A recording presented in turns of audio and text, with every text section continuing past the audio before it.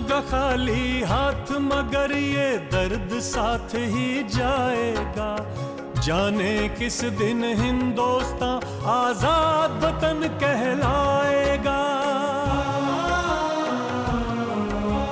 बिस्मिल कहते हैं हिंदू हूँ, फिर आऊंगा फिर आऊंगा, फिर आके ऐ भारत माँ तुझको आजाद कराऊंगा। जी करता है मैं भी कह दूं, पर मजहब से बंध जाता हूँ। मुसलमान हूँ, पुनर्जन्म की बात नहीं कर पाता हूँ। खुदा अगर मिल गया कहीं अपनी झोली फैला दूंगा। जन्नत के बदले उससे मैं पुनर्जन्म ही मांगूंगा। अच्छू मियाँ ने ये कहलवा भेजा है कि आप सबसे काम लें। अम्मा, अल्लाह ने चाहा तो ये मुसीबत और परेशानियों के दिन जल्द खत्म हो जाएंगे और अच्छू मियाँ इंशाअल्लाह साथ खैरियत के घर वापस आ जाएंगे। आमीन सुम्मा आमीन। इंसाफ का मुकदमा कौन सी अदालत में चल रहा है? इंसाफ का क्या मतलब? आप इन्हें जानते नहीं? क्या बात कर रहे हैं साहब, आपने हमारा इनसे तारुफ तो कराया ही नहीं। ये अशफाकुल्ला खां और ये सचिंद्र नाथ बख्शी, क्या आप एक दूसरे को जानते नहीं? और उधर लखनऊ जेल में सबकी नींद उड़ी हुई थी, मगर कुछ लोग ऐसे भी थे जो मजे ले रहे थे।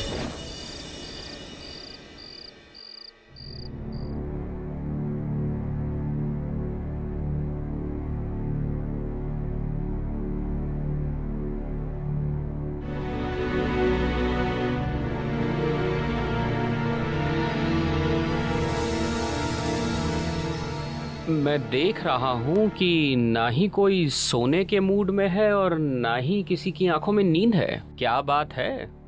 आज 5 अप्रैल 1927 है, इसलिए किसी को नींद नहीं आ रही है। ऐसा क्या है इस 5 अप्रैल में? आप भी बहुत भोले हैं राम प्रसाद जी। कल हमारी किस्मत का फैसला होने वाला है अदालत में, इसलिए किसी को आज नींद नहीं आ रही है। भाई अगर ऐसी बात है तो मैं चला सोने। अरे अरे, कोई नहीं सोएगा। अरे भाई मुकंदी लाल, तुम्हें क्या हुआ? हुआ तो कुछ नहीं है, होगा तो अब रोशन भाई। हम लोग कल होने वाले फैसले के ऊपर आज रात एक नाटक करने जा रहे हैं। ये अपने हैं ना राजकुमार सिन्हा, इन्होंने वकालत की बहुत किताबें पढ़ी हैं और ये होंगे आज के जज और ये सुनाएंगे आज का फैसला। उठिए जज साहब, सुनाइए आज का फैसला। आप जरा तशरीफ रखिए। उठो। क्यों? अदालत के काम में हस्तक्षेप करना मना है। गुस्ताखी माफ जज साहब। चलो कुर्सी बन जाओ।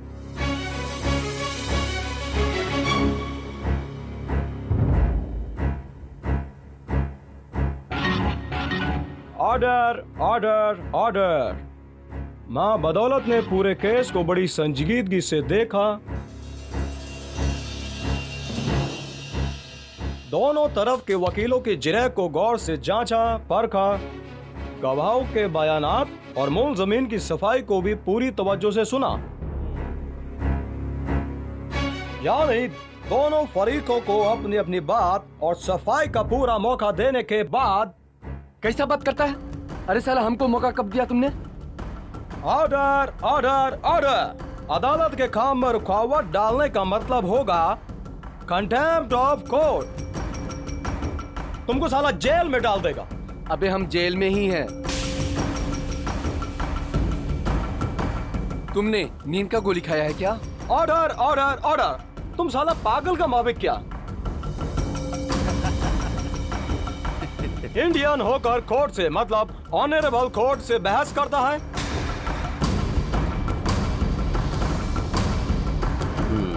इस बात पर हम तुमको काला फानी दे सकता। जज साहब, अब अपना फैसला सुना ही दीजिए। सुनाटा है सुनाटा है। हाँ, तो सब लोग बिल्कुल खामोशी से फैसला सुने। राम प्रसाद बिस्मिल ऑफ शाहजहांपुर, अदालत तुमको बराबर कसूरवार पाया। तुमने सरकारी खजाना लूटा, डकैती की कई वारदातें भी अंजाम दी, नौजवानों को गुमराह किया और रहम दिल ब्रिटिश हुकूमत के खिलाफ युद्ध मतलब वार का ऐलान किया। इस वास्ते अदालत इस नतीजे पर पहुंची कि तुम्हारा जीवित रहना खतरनाक है। इस वास्ते अदालत तुमको सजाए मौत सुनाता है। इसके बाद राजेंद्र नाथ लाहिड़ी ऑफ बंगाल, जो पहले बंगाल फिर बनारस में काफी गड़बड़ कर चुका है। उसके बाद यह आदमी राम प्रसाद के साथ और बिगड़ गया। उसने कत्ल और डकैती जैसा जुर्म भी किया। फिर भी अदालत दयावान होने के नाते राजेंद्र नाथ लाहिड़ी को सजाए मौत सुनाता है। इसके बाद रोशन सिंह ऑफ शाहजहांपुर का हम पूरा केस देखा।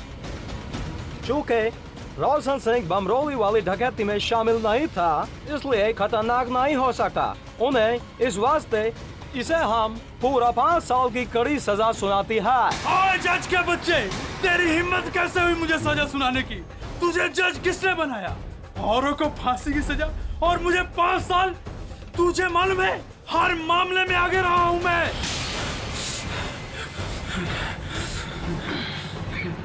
जज साहब से मेरी दरखास्त है कि सेठ रोशन सिंह से अनजाने में या भूल से अदालत की मानहानि हुई है, जिसके पेश नजर इसकी सजा में 15 दिन की जेल की मियाद और बढ़ा दी जाए।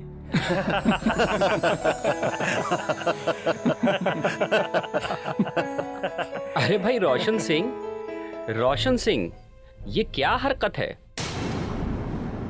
आप इतने समझदार होकर बच्चों की बात का बुरा मान गए।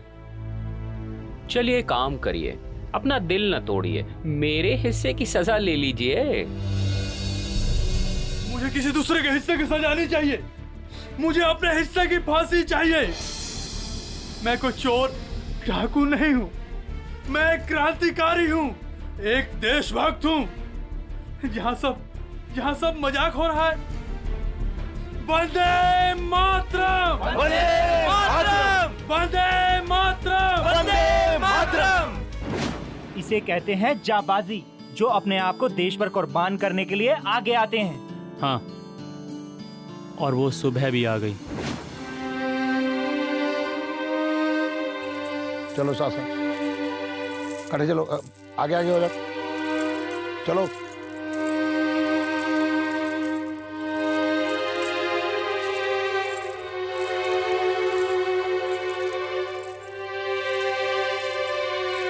साथ हो जाओ, सारे इकट्ठे हो जाओ। सुनो, अभी थोड़ा वक्त है अंदर जाने के लिए। आप लोग सारे यहाँ खड़े रहेंगे, मैं अंदर जाकर वक्त की मालूमात करके आता हूँ। और सुनिए, आप में से किसी ने भी कोई भी गड़बड़ी करने की कोशिश की तो मुझसे बुरा कोई नहीं होगा, समझे? आप सब लोग मुझे जानते हैं, ध्यान रखना तुम भी इनका, ठीक है? इधर खड़े रहना। क्या बात है, सबको फांसी ही क्यों चाहिए? साला इससे कम हमें मंजूर ही नहीं, कम से कम फांसी तो जरूर ही चाहिए। भाइयों, हम जब अदालत पहुंचे तो हमारे चेहरे पर खुशी, मुस्कुराहट होनी चाहिए, ताकि अंग्रेजों को पता चल जाए कि हमारे देश से रिश्ता क्या है। हाँ रोशन सिंह, सरफरोशी की तमन्ना अब हमारे दिल में है। देखना है जोर कितना बाजुए कातिल में है। वक्त आने दे बता देंगे तुझे ऐ आसमां, हम अभी से क्या बताएं क्या हमारे दिल में है। आप सबने सुना? मुझे खबर मिली है कि जेल में फांसी की 3 कालकोठरियों की सफाई का हुक्म आया है। मतलब आज 3 लोगों को फांसी होगी। क्या बात है राजकुमार सिन्हा, इतने उतावले क्यों हो रहे हो? आज ऐसा कुछ नहीं होगा। हाँ, हो सकता है कि आज फांसी का ऐलान हो जाए। वही तो मैं कहने जा रहा था। मैंने सुना है कि राम प्रसाद बिस्मिल जी और अशफाकुल्ला भाई के बाद तीसरा नाम मेरा है। ये मूंग और मसूर की दाल। इस बात पर फांसी होगी इनको? भाई जरा कोई पूछे इनसे। कुछ ही देर में अदालत शुरू हो जाएगी। आप भी होंगे, हम भी होंगे। हाथ कंगन को आरसी क्या और पढ़े लिखे को फारसी क्या। आप ठीक कहते हैं, पर अदालत के फैसले के बाद हम कौन सा गीत गाएंगे? ये फैसला अभी कर लिया जाए तो उचित रहेगा। साथियों, मैंने फैसला कर लिया है कि मैं काजी नजरुल इस्लाम का वो मशहूर गीत गाऊंगा। ऐ शिकल परा छल मादेर, ऐ शिकल परा छला। इसका मतलब हमारा बेड़िया पहनना केवल एक छल मानो धोखा है। बहुत सुंदर गीत है ये नजरुल इस्लाम का। किसको पता है कि जहां से हम जेल वापस जाएंगे या नहीं, या हो सकता है जहां से कहीं और भेज दिए जाएं। अगर मुझे फांसी सजा होती है तो ये जरूरी नहीं कि मैं जहां से लौटकर जेल जाऊं। कमाल के थे ये लोग। अदालत में बेड़ियां पहनकर ऐसे जा रहे थे जैसे बच्चे खेलने जाते हैं। अरे जल्दी करो भाई, जल्दी लेकर चलो अंदर। क्यों रोशन सिंह, आज कुछ ज्यादा ही खुश और जिंदा दिल दिखाई दे रहे हो। धवलेश मेरे यार, आज मेरा मन शेर व शायरी को कर रहा है। चलो इसी बात पर एक शेर सुनाता हूँ। तो सुना यार। जिंदगी जिंदा दिली की जाने रोशन, जिंदगी जिंदा दिली की जाने रोशन, वरना कितने मरे और पैदा होते जाते हैं। लो भाई, आज तो रोशन सिंह भी शेर व शायरी के मूड में है। भाई राम प्रसाद, आप शेर व शायरी की बात करते हैं, आज तो मेरा मन गाना गाने को कर रहा है। तो फिर शुरू करें। 1 2 3। सरफरोशी की तमन्ना अब हमारे दिल में है, देखना है जोर कितना बाजुए कातिल में है। वक्त आने दे बता देंगे तुझे आसमां, हम अभी से क्या बताएं क्या हमारे दिल में है। सरफरोशी की तमन्ना अब हमारे दिल में है। अरे बस करो यार, साहब आ रहे हैं। सुनो, इनको अंदर लेके चलो। चलिए चलिए चलिए, लेके चलिए इनको अंदर, चलो।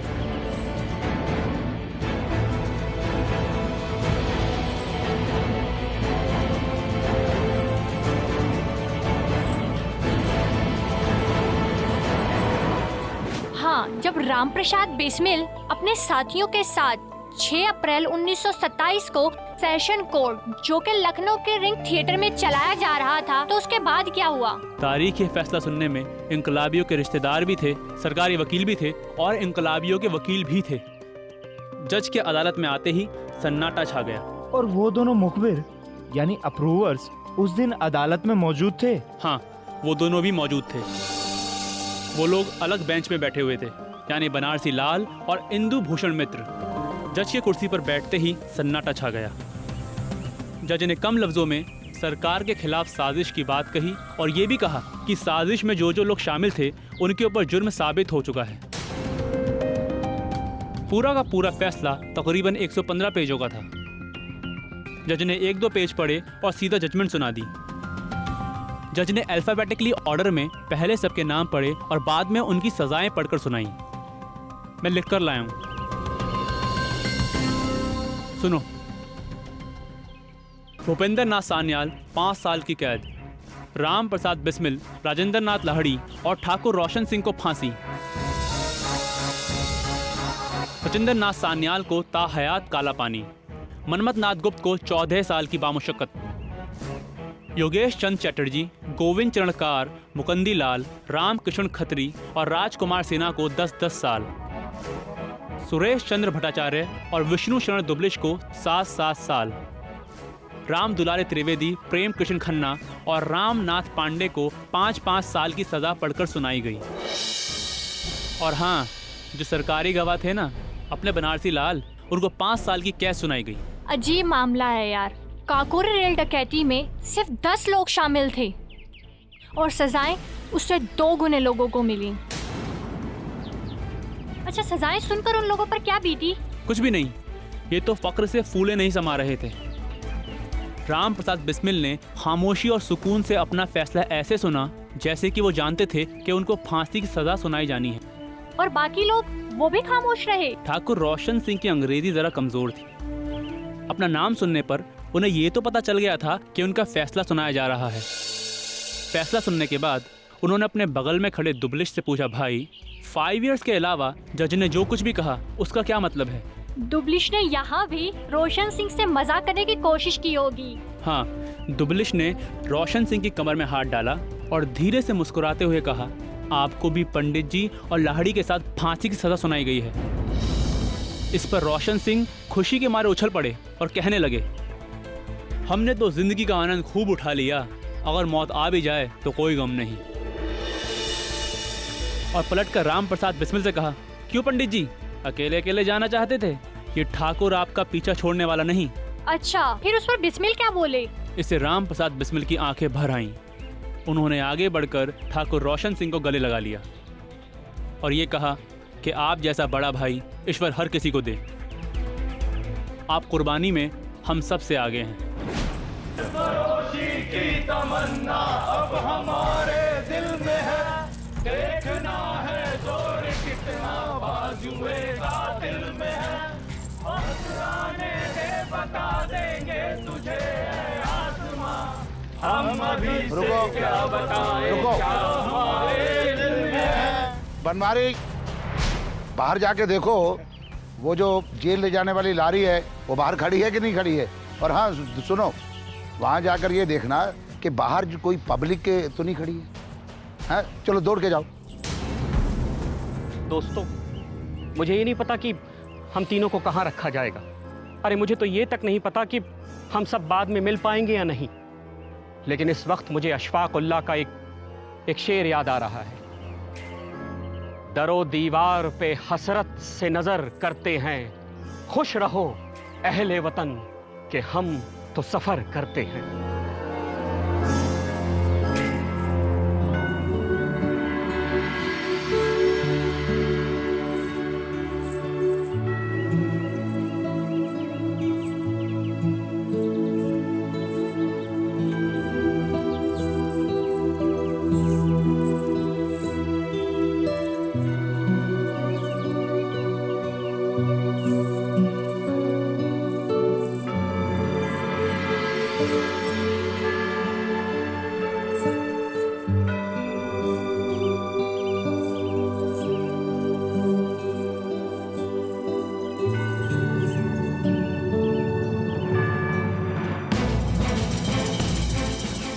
गाड़ी तैयार, चलिए।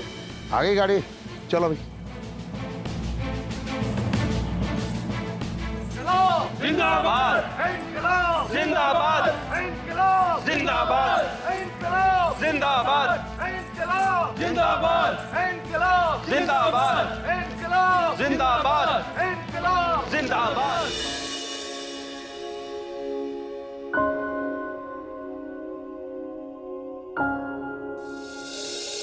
बाबूजी, बाबूजी। हाँ बेटी। आपसे कोई मिलने आया है। क्या नाम है उनका? कहते हैं नाम भानु है और बनारस से आया हूँ। और बाबू शिव प्रसाद गुप्त जी ने भेजा है। समझ गया बेटी। वो हमारे शुभ चिंतक हैं। जाओ उन्हें अंदर ले आओ। जी बाबूजी।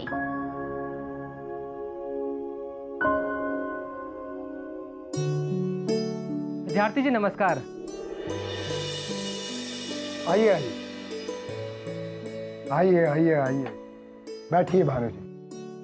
कहिए, कब आना हुआ बनारस में? बस सीधे ही चला आ रहा हूँ। अच्छा अच्छा, और सुनाइए, हमारे वो शिव प्रसाद गुप्त जी सब कुशल मंगल तो है ना? जी सब ठीक से है। आपके लिए ये चिट्ठी भेजी है। अच्छा अच्छा अच्छा, मैं माफी चाहता हूँ इतनी देर से आने के लिए। अरे अरे, कैसी बात करते हैं आप तो हमारे भाई समान हैं। आराम से रहिए और हाँ, खाना वाना खाकर जाइएगा। एक बार फिर से माफी, मैं खाना वाना खाकर आया हूँ। जो फैसला अदालत ने राम प्रसाद बिस्मिल और उनके साथियों के लिए सुनाया है, उससे बाबू शिव प्रसाद गुप्त जी को बड़ा धक्का लगा है। सबको बड़ा धक्का ये लगा है, छोटा किसे लगा है? राम प्रसाद बिस्मिल और दूसरे साथी कहाँ हैं इन दिनों? सजा सुनाने के बाद राम प्रसाद बिस्मिल को गोरखपुर जेल राजेंद्र लाहिड़ी को गोंडा और ठाकुर रोशन सिंह को इलाहाबाद जेल भेज दिया गया। बाकी के क्रांतिकारियों को भी इधर उधर की जेलों में डाल दिया गया। परसों के मुकदमे में अशफाक उल्लाह को भी फांसी की सजा सुना दी गई है और बख्शी को आजीवन काला पानी। हाँ, अशफाक के मुकदमे का फैसला भी सबके लिए एक बड़ा झटका है। 13 जुलाई को यानी परसों सुनाए गए उनके फैसले में अशफाक को फांसी और शचेंद्र नाथ बख्शी को काला पानी। कोई काशी में बता रहा था कि अपनी फांसी की सजा सुनकर अशफाक मुस्कुराते रहे, बिल्कुल नहीं घबराए। अशफाक कभी घबराने वालों में नहीं रहे। उन्होंने बार बार साबित किया है असल पठान क्या होता है। सही कह रहे हैं आप। विद्यार्थी जी, मेरे लिए कोई और सेवा? बस धन्यवाद। और हाँ, शिव प्रसाद गुप्त जी से हमारा नमस्कार कहिएगा। जी, अब मुझे आगे दीजिए, मैं चलता हूँ। जी धन्यवाद।